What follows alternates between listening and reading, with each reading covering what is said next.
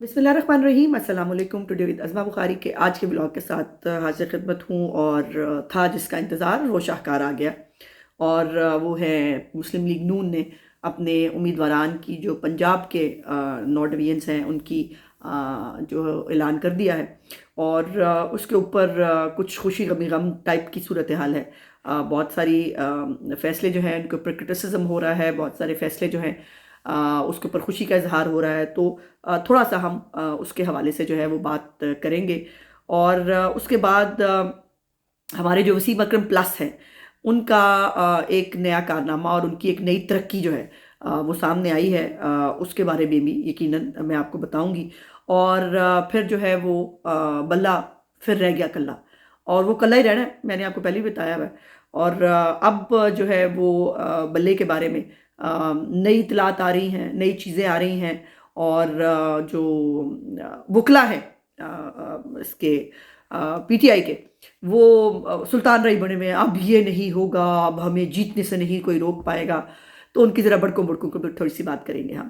पहले हम शुरू कर लेते हैं जो पीएमएलएन ने उम्मीदवारान का ऐलान किया है। पहले बलूचिस्तान से जो उम्मीदवार हैं, सबसे पहले उनकी लिस्टें जो है वो इलेक्शन कमीशन के जो हमारे हेड हैं सेनेटर इसहाक डार साहब उन्होंने जारी की और कल रात को अचानक से कोई 15-15, 20-20 मिनट के फ़ासले से और वक़्त से जो है वो मुख्तलिफ़ डिवीज़न्स की जो है वो लिस्टें जारी होना शुरू हुई। पहले पिंडी डिवीज़न की बारी आई, फिर उसके बाद गुजरांवाला डिवीज़न की बारी आई, उस तरह फिर so on and so forth. उसके अंदर बहुत सारी चीज़ें हैं जिसके ऊपर ख़ास तौर पे दानियाल अज़ीज़ साहब के बारे में जो है वो क्रिटिसिज़्म हो रहा है कि जी दानियाल अज़ीज़ साहब को टिकट जो है वो नहीं दिया गया।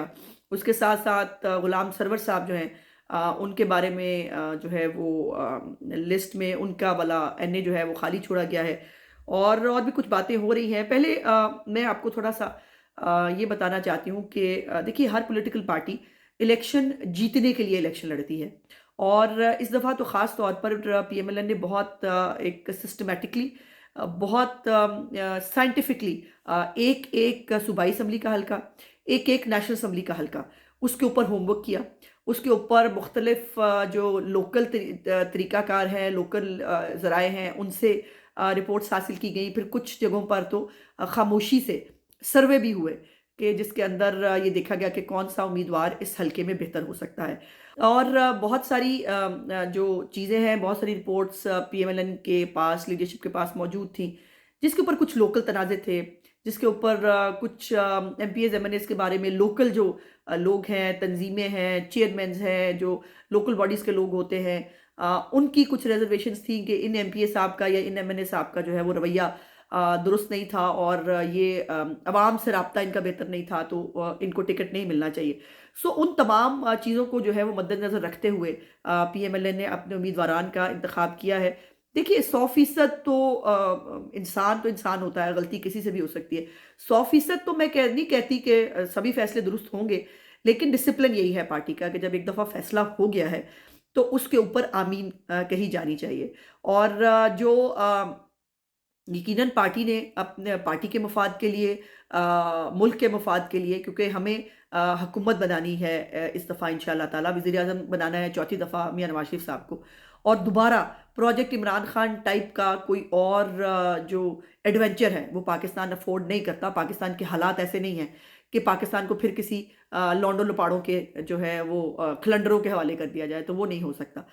तो इस हवाले से जो है वो तैयारी हुई और एक एक सीट के ऊपर एक जो है हल्के के ऊपर बहुत सारी मेहनत शामिल है और ये आसान नहीं होता है लीडरशिप के लिए। अगर देखिए आज दानियाल अज़ीज़ साहब को अगर टिकट नहीं मिला, आयशा रजब अली को टिकट नहीं मिला, चौधरी जाफ़र इकबाल साहब को टिकट नहीं मिला, तो आपका क्या ख़्याल है कि ये लीडरशिप के लिए कोई आसान फ़ैसला हुआ होगा या उन्होंने बहुत खुशी-खुशी ये फ़ैसला किया होगा? कतई नहीं, ऐसा नहीं है।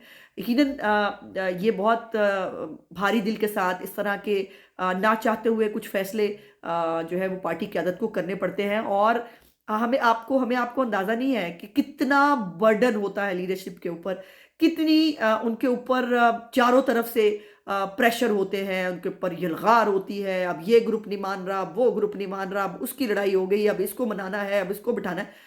बहुत कुछ हो रहा होता है और एक आधे हल्के की जो है वो बर्डन नहीं लिया जा सकता। तो यहाँ तो मतलब आप देखिए कि सैकड़ों हल्के हैं जिनकी बर्डन और तकलीफ लीडरशिप को लेनी होती है, बट ये ना चाहते हुए फैसले करने पड़ते हैं। दानियाल अजीज साहब के बारे में जो मेरे पास इत्तला है वो ये है कि दानियाल अजीज साहब ने तो खैर पार्टी को अप्लाई नहीं किया था, और जिस दिन जो है बोर्ड था उस दिन दानियाल अजीज साहब जो है वो सुबह बोर्ड में डायरेक्टली तशरीफ ले आए थे।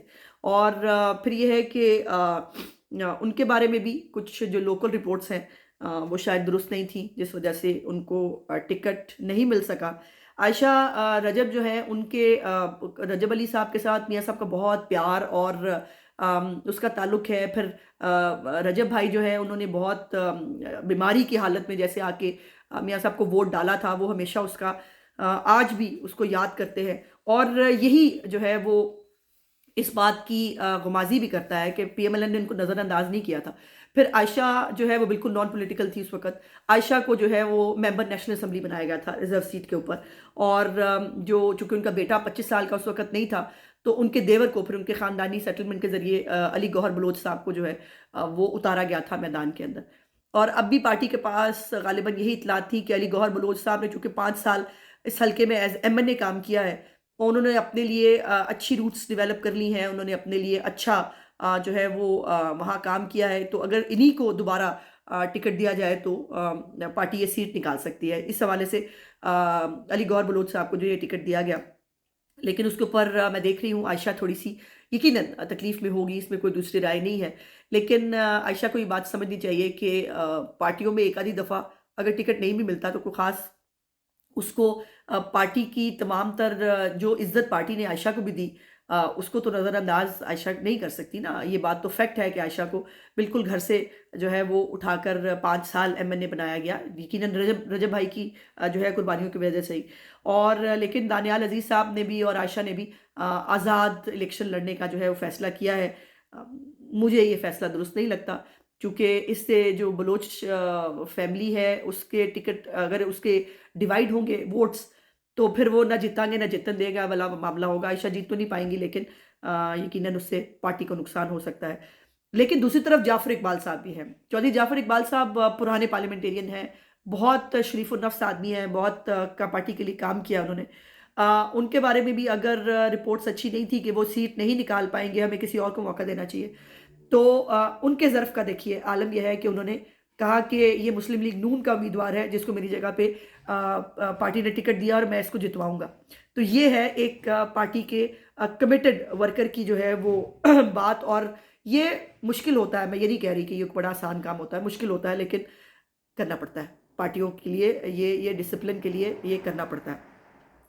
दूसरी बात ये है कि तलाल चौधरी साहब जो हैं मेरी भी आपकी तरह फिंगर क्रॉस्ड है, और तलाल की जो है वो सीट का फ़ैसला अभी तक नहीं हो सका, इसीलिए बिकॉज़ नवाब शेर वसीर साहब उन्होंने शहबाज साहब की हुकूमत के अंदर जो है वो वोट तो नहीं डाला था, लेकिन उन्होंने उस वक़्त पीटीआई को आखिरी धक्का मारने में यकीनन एक अहम रोल उस ग्रुप के साथ जो वो किया था। और उस ग्रुप में मेरे ख़्याल है तकरीबन सभी को शायद टिकट इसीलिए भी दे दिया गया बिकॉज़ उनके साथ वादा किया गया था। बट मुझे साथ-साथ ये भी उतना ही यकीन है कि मियाँ नवाज़ शरीफ साहब तलाल चौधरी को कभी नज़रअंदाज नहीं कर सकते और नहीं होना चाहिए। अच्छा, अब ये तमाम बातें मैं जो आपको कह रही हूँ ना कि डिसिप्लिन को हमें नहीं वायलेट करना चाहिए, वो ये कहनी आसान है, लेकिन सम टाइम ना बंदा चाह के भी उसको शायद वो नहीं कर सकता। अब गुलाम सरवर साहब की जो एक एडजस्टमेंट है तहरीके इस्तेकाम पार्टी के साथ, कुछ ये भी मैं आपको बता दूँ कि बहुत सारे लोग मुझे पूछ रहे थे, मुझे मैसेजेस भी आए कि जी बाजी बहुत सारे हलकों का लिस्ट में ज़िक्र नहीं है, तो ये लिस्ट जो है वो इनकम्प्लीट है। तो वो ज़िक्र इसलिए नहीं है कि उन हलकों पे जिनके अंदर जो लिस्ट के अंदर शामिल नहीं है, वो इसलिए शामिल नहीं है कि वहाँ पर किसी को टिकट पीएमएलएन का नहीं दिया जा रहा, और उसकी वजह यकीनन ये है कि वहाँ पर हमारी एडजस्टमेंट होने जा रही है। तो ये लिस्टें बिल्कुल कंप्लीट हैं। जहाँ-जहाँ आपको हल्का नज़र नहीं आ रहा, इसका मतलब ये है कि वहाँ पे एडजस्टमेंट होने जा रही है। वहाँ पर पार्टी किसी को शेर का निशान नहीं दे रही। तो ये तो एक इम्पोर्टेंट मालूमात है जो मुझे लोग इर्द-गिर्द से पूछ रहे थे, मैंने कहा एक ही दफ़ा मैं आपको बता दूँ। दूसरी बात ये है कि लाहौर शहर के हवाले से रौला-रप्पा आपको पता है लाहौर का ज़्यादा होता है, और लाहौर में चूँकि लीडरान कराम हैं सारे हमारे, और इस दफ़ा चूँकि अल्लाह के फ़ज़ल से मियाँ साहब भी वापस आ गए हैं अपने हलके के अंदर, मरीम साहिबा इलेक्शन लड़ने जा रही हैं, और शहबाज साहब भी इलेक्शन लड़ते हैं, हमज़ा साहब भी इलेक्शन लड़ते हैं। साद भाई हैं, अयाज सादिक हैं, रुहेल असगर हैं, मतलब बड़ी लीडरशिप जो है हमारी सारी वो लाहौर से इलेक्शन लड़ती है। तो अब जो नई हल्का बंदियाँ हुई है उसमें बहुत कड़मास मचा है। और उस कड़मास में ये हुआ है कि जो हल्का है, ख़ास तौर पे जो रुहेल असगर साहब का और अयाज सादिक साहब का हल्का, इनकी बाउंड्री जो है वो साथ-साथ थी। अब वो हल्का टूटने के बाद आधा हल्का अयाज सादिक साहब का और आधा रुहेल असगर का मिलाकर वो एक हल्का बन गया है। अब ज़ाहिर है उसके ऊपर दोनों की एक एंटाइटलमेंट जो है वो क्लेम करते हैं। सो उसके ऊपर अब जो है वो हो रही है। आज एक आखिरी मीटिंग हुई है लाहौर के हवाले से, और मेरी इत्तलात के मुताबिक आज रात तक शायद लाहौर की लिस्ट भी जो है वो अनाउंस कर दी जाएगी। तो लाहौर के अंदर भी ज़ाहिर है रुहेल असगर साहब हों या यास सादिक साहब हों, ये भी हमारे स्टालवर्ड्स हैं। इनमें से किसी को भी नज़रअंदाज करना इतना आसान नहीं है। वो मतलब वो पार्टियां मज़े में है कसम से, जिन्हें देखो बंदे कोई नहीं है। और या मतलब कोई भी फड़ के तो इधर इधरों इनू फाड़ लो, इधरों ओनू फाड़ लो और उन्होंने उधर लिस्ट ना पा दियो, उनके लिए तो आसान काम है। लेकिन जहाँ पर हमारी तरह मुस्लिम लीग नून की एक बड़ी पार्टी है जिसके अंदर बड़े कदावर सियासतदान हैं, वहाँ पर फैसले करने मुश्किल होते हैं। लेकिन मेरी आप सबसे गुजारिश होगी सोशल मीडिया के हवाले से भी, उससे भी, कि हमें इन तमाम चीज़ों को हमारी लाइकिंग में देखिए। मेरे बहुत सारे कलीग्स एमपीएस जो हैं वो रिशफल हुए हैं। बहुत सारे मेरे कलीग्स एमपीएस जो हैं उनको टिकट नहीं मिला, दूसरे लोगों को टिकट मिला है। तो एक यकीनन एक वो तकलीफ़ तो होती है, लेकिन डिसिप्लिन ये है कि हमें पार्टी लीडरशिप के फ़ैसले को ओन करना चाहिए और हमें जुट जाना चाहिए अब इलेक्शन कैंपेन के अंदर। और अब तेज़ी देखेंगे आप इलेक्शन कैंपेन के अंदर। अब वो जो गहमा-गहमी ढूँढ रहे थे ना मीडिया वाले भी, सारे भी, आप लोग भी मुझे बहुत सारे कमेंट्स में कहते हैं, बाजी देखें ना, कुछ नहीं हो रहा, कैंपेन की तरफ तवज्जो दें। तो बिल्कुल कैंपेन की तरफ हमारी तवज्जो है। अब आपको वो रंगारंग, वो बैनर्स, वो चीज़ें, वो जलसे, कॉर्नर मीटिंग्स, ऐसे तो मौसम बहुत सख्त है। बहुत सारे मतलब मुश्किल है इस मौसम के अंदर, लेकिन फिर भी 15 जनवरी से मैडम मरीम नवाज़ और शहबाज साहब जो है वो जलसे शुरू कर रहे हैं, और 17 तारीख को इंशाअल्लाह ताला मियाँ साहब एक बहुत बड़े जलसे से खिताब करेंगे। और इसके बाद अब आपको नून लीग नज़र आएगी ग्राउंड के अंदर। ਜਿਹੜੇ ਸਾਡੇ शरीक ने वो तो है ही नहीं ना जी, उन्होंने तो बल्ला ही नहीं लभ रहा, वो बल्ला है कि नहीं है। अब वो जो बल्ला है वो लेके खुद ही जो है वो इन्होंने पेशावर हाई कोर्ट, पता नहीं क्यों, मतलब वहाँ पे क्या ऐसी वो थी गारंटी कि पेशावर हाई कोर्ट जो जो जिसकी जुरिस्डिक्शन जो है वो एक सूबे तक है, वहाँ पर ये इलेक्शन कमीशन को ले गए। और मैंने कल भी आपसे गुजारिश की थी कि मेरी मुताबिक पेशावर हाई कोर्ट की जुरिस्डिक्शन जो है वो खैबर पख्तूनख्वा से बाहर नहीं है, और इलेक्शन कमीशन एक ऑटोनमस इदारा है। उसके उसके अंदर जो है वो उसकी जुरिस्डिक्शन उसके ऊपर इम्प्लीमेंट नहीं हो सकती। बहरहाल उसके ऊपर इलेक्शन कमीशन ने बाकायदा अपील दायर कर दी है सुप्रीम कोर्ट ऑफ पाकिस्तान के अंदर इस बल्ले के उसके हवाले से कि इंटर पार्टी इलेक्शन फेक और फ्रॉड थे। और अकबर बाबर साहब भी बाय द वे सामने आ गए, उन्होंने कहा कि जी पेशावर हाईकोर्ट ने उनको बुलाया ही नहीं, जिन्होंने बेसिकली सारे प्रोसेस को चैलेंज किया था, जिन्होंने इस इंटर पार्टी इलेक्शन पर एक सवाल उठाए थे, उनको बुलाया ही नहीं, उनको नोटिस ही नहीं दिया पेशावर हाईकोर्ट, उनको सुना ही नहीं, और जो है वो फैसला दे दिया। तो अब देखिए सुप्रीम कोर्ट ऑफ पाकिस्तान इसको कब टेकअप करती है और क्या होता है।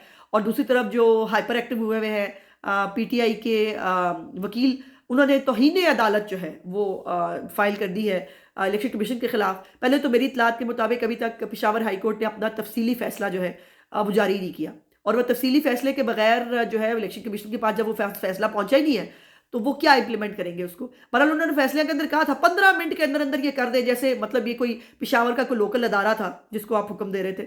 सो अब देखिए कि ये बल्ले के हवाले से कल जो है वो क्या होता है, क्योंकि कल या तो बल्ला हैगा तो या फिर नहीं आएगा।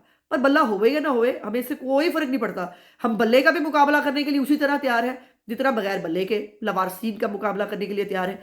और इंशाअल्लाह ताला अल्लाह पाक मुस्लिम लीग नून को एक सुनहरी कामयाबी जो है वो अता करेगी, जिससे दोबारा तरक्की का जो सफ़र एक साजिश के ज़रिए मियाँ साहब के को पनामा का ड्रामा लाके किया गया था, वो दोबारा से तरक्की का सफ़र हम शुरू करेंगे और पाकिस्तान की आवाम की ज़िंदगियों में बेहतरी आएगी। मेरा आज का व्लॉग देखने का बहुत बहुत शुक्रिया। इंशाल्लाह अगले व्लॉग में आपसे बातचीत होगी। मेरे चैनल को लाइक, सब्सक्राइब और शेयर ज़रूर कर दिया कीजिए। खुदा हाफ़िज़।